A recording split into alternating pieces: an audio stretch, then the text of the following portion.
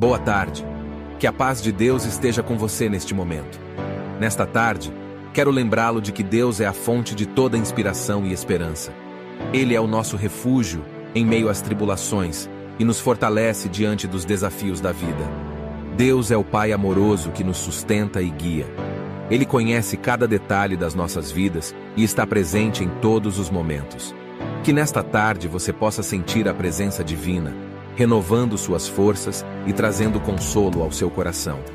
Em meio às correrias do dia a dia, é importante reservar um tempo para se conectar com Deus. Busque a sabedoria e o direcionamento divino em suas escolhas e ações. Deixe que a luz do Senhor ilumine o seu caminho e inspire seus pensamentos e palavras.